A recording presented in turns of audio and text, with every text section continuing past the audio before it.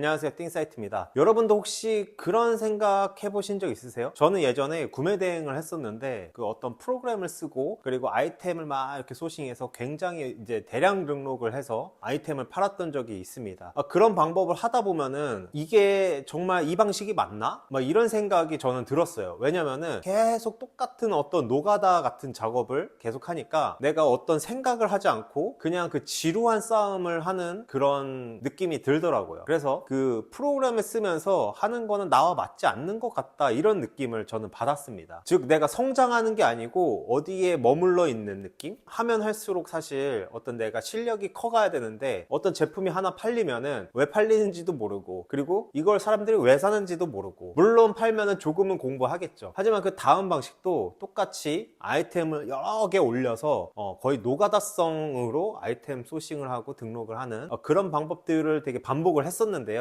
그런 방법에 있어서 굉장히 단점이 하나 있습니다. 물론 그렇게 시작을 해서 천천히 올라오시는 방법도 좋지만 단점은 뭐냐면요, 시간이 굉장히 오래 걸려요. 내가 성장하는 시간을 최대한 빠르게 성장을 하려면은 방향성 자체를 먼저 설정을 하고 그 다음에 그 방향성에 가까이 가는 방법으로 아이템 소싱을 하셔야 된다는 겁니다. 내가 실력이 성장할 수 있는 방향성으로 하고 있는지, 아니면 그냥 아무런 생각 없이 이 아이템 여기는 경쟁자가 적은 것 같으니까 하면서 하면은 실력이 절대 늘 수가 없습니다. 저도 예전에 이런 경험들을 많이 하고 사실 이게 굉장히 중요하구나 라고 느껴서 이런 말씀을 드리는 겁니다. 어떤 아이템을 운 좋게 빠르게 소싱을 해서 잘 팔렸어요. 근데 그게 결국에는 한 3개월 정도밖에 못 가더라고요. 결국에 경쟁자는 꼭 들어오고 그 경쟁자한테 또 밀리고 가격 경쟁에서 가격 싸움을 하다가 결국에 이제 도태되는 그런 반복을 계속 했었습니다. 그래서 우리가 경쟁자가 들어오더라도 내가 계속해서 한 발 앞서갈 수 있는 방향으로 나중에는 성장을 해야 된다는 말입니다. 그러면은 애초에 아이템 소싱을 할 때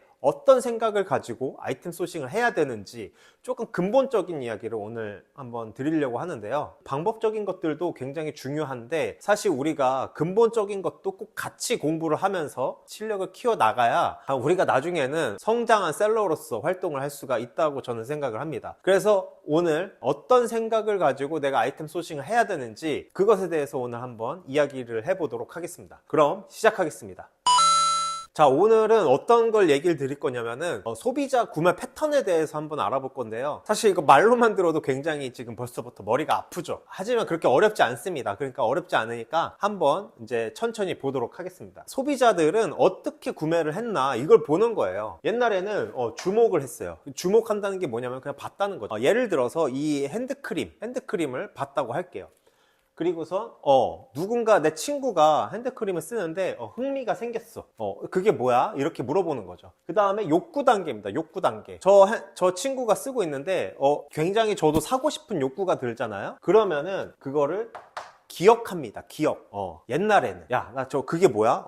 이거 뭐 쿤달 어떤 핸드크림이야, 이렇게 기억을 하고서 다음날 어디 가서 사요? 밖에 오프라인 어떤 가게를 찾아가서 이제 구매를 하는 거죠. 옛날 과거 방식은 이렇게 주목했다가 흥미하고 욕구하고 기억하고서 그걸 찾아가서 구매를 했어요. 그런데 요즘 현재 방식은 조금 바뀌었습니다. 현재는 어떻게 할까요? 우리가 자, 주목을 했습니다.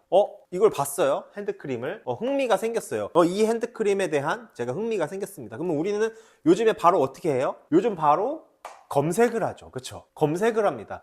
예전에는 기억을 했지만 지금은 이제 검색을 해서 구매를 하는 경우가 대부분이죠. 물론 가서 사는 수요도 있지만 대부분이 요즘에는 바로 검색을 합니다.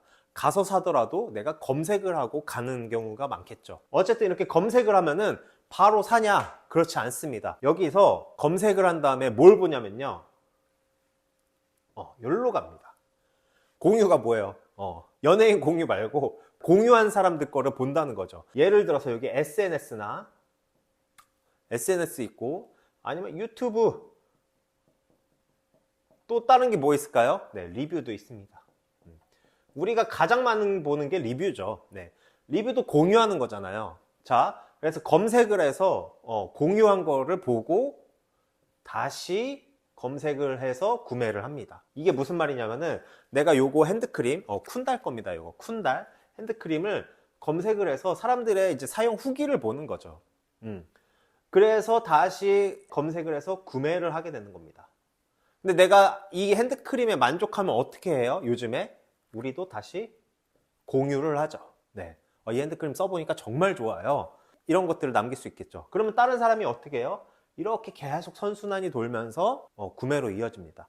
대부분은 요즘에는 검색을 하고 바로 구매하는 경우도 있죠. 바로 구매하는 경우도 있지만 대부분은 이제 공유를 통해서 다시 검색해서 구매를 하고 그 구매한 거를 또 공유하는 이런 선순환으로 요즘에는 소비 패턴을 보이고 있다. 이런 말입니다. 자, 근데 우리가 아니 무슨 쿠팡 판매를 하는데 이 소비 패턴이 뭐가 중요하냐?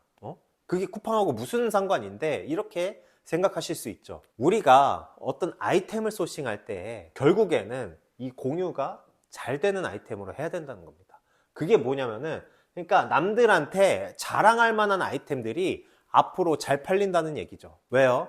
옛날에는 그 기억을 했다가 그 장소에 가서 사는 게 최선이었는데 지금은 우리가 이런 공유를 보고서 나도 자랑하고 싶은 제품 그리고 또는 되게 만족한 제품을 또 공유를 하잖아요. 요즘 소비 패턴이 그렇다는 겁니다. 예를 들어 볼게요. 우리가 중국집을 한다고 가정을 해봅시다. 우리가 짜장면을 팔아요. 근데 어떤 A 짜장면집은요 그냥 짜장면을 팝니다. 그냥 검은 소스의 면 이런 그냥 짜장면을 파는데 두 번째 B 짜장면집은요 짜장면에다가 고기를 이렇게 탑처럼 싸준다고 가정을 해볼게요. 그러면 여러분들 둘 중에 어떤 데 가겠어요? 당연히 B 가고 싶잖아요. 이렇게 고기처럼 탑 싸주는데. 그럼 우리가 그 짜장면집을 가서 요즘에 어떡하죠? 사진을 찍고 공유를 하죠.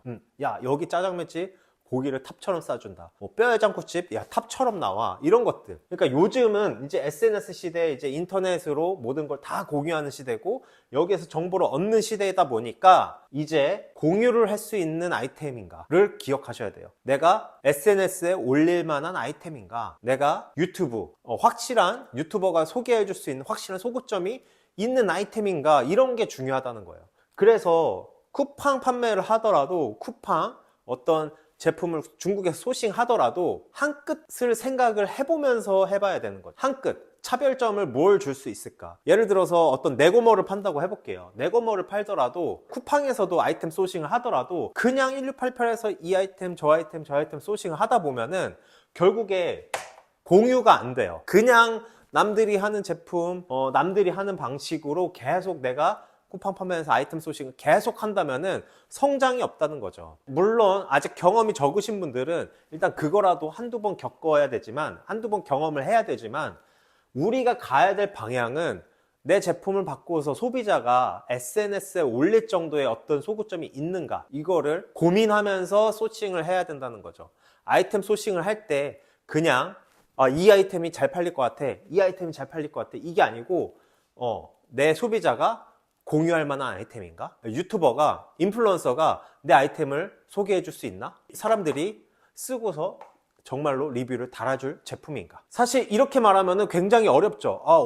그러면 어떻게 해야 돼? 어떤 소구점을 줘야 돼? 이거는 사실 우리가 훈련해야 돼요. 그래서 이거를 알고 가는 사람과 그냥 모르고 이 아이템 저 아이템 저 아이템 소싱하는 거는 사실 구매 대행에서 프로그램 쓰는 것과 이 아이템 소싱하고 저 아이템 소싱 똑같아요. 사실 성장이 없어요. 그냥 내가 생각 없이 하는 소싱은 성장이 없어요. 하지만 내가 한 끗이라도 바꿔서 한번 해봐야겠다, 한 끗이라도 내가 어떤 차별점을 줘봐야겠다, 이런 생각을 가지고 소싱하는 사람들은 그렇지 않은 사람들보다 아이템 보는 눈이 분명히 3개월만 지나더라도 굉장히 차이가 많이 날 겁니다. 그래서 여러분들은 내가 아이템 소싱을 할 때 만약에 이런 제품을 하더라도 바꿀 수 있는 게 뭐예요? 패키지도 바꿀 수 있죠. 어떤 이 제품을 개발하라는 게 아닙니다. 구성품을 할 수도 있고, 또 아니면은 색깔만 어떻게 바꿀 수도 있고, 사실 이렇게 조그맣게 바꿀 수 있는 게 굉장히 많습니다. 그런 생각들을 하고 우리가 아이템 소싱을 연습해야 돼요. 연습한 다음에 나중에 뭐가 돼요? 나중에는 그런 연습들을 하다 보면은 내 제품을 뭘 만들까가 도달하는 겁니다. 결국에는 우리가 내 제품을 만들고 내 브랜드를 만드는 게 목표예요. 거기까지 가기 위해서는 이 생각들을 굉장히 매일매일 많이 훈련하면서 연습을 해야 된다, 이 말입니다. 그래서 여러분들이 그냥 아이템 소싱 이게 잘 팔릴 것 같아, 이 생각보다는 아직 소싱을 해보지 않으신 분들은 그거 한두 번은 하지만 그 다음부터는 이 생각을 꼭 가지고 내 아이템에 차별점을 줄 수 있는 게 무엇일까, 이런 생각들을 가지고 아이템 소싱을 하시길 바랍니다. 그래야 우리가 우리만의 제품 그리고 나만의 강점이 있는 제품을 빠르게 소싱할 수 있다. 빠르게 내 제품, 내 브랜드를 만들 수 있다. 이렇게 말씀드릴 수 있을 것 같습니다. 사실 이런 얘기들을 하는 이유는 저의 경험담이에요. 제가 뭐 잘된 제품도 진짜로 뭐 아까도 얘기했지만 뭐 3개월이면 금방 따라잡히고 그걸 어떻게 상대해야 되는지 모르니까 또 다른 제품을 소싱하고 이런 게 반복되더라고요. 그 반복을 없애기 위해서는 지금부터라도 이런 생각을 하면서 아이템 소싱을 해야 되는구나, 이거를 이제서야 깨닫고 여러분들은 그러지 마시라고, 지금부터 당장 하시라고 말씀을 드리는 겁니다. 그래서 지금 당장 해보실 거면은 일단은 패키지부터 한번 바꿔보시는 걸 추천드리고요. 오늘 영상이 도움이 되셨다면 구독과 좋아요 꼭 눌러주시고요. 다음에 더 좋은 인사이트를 갖고 오는 띵사이트가 되겠습니다. 감사합니다.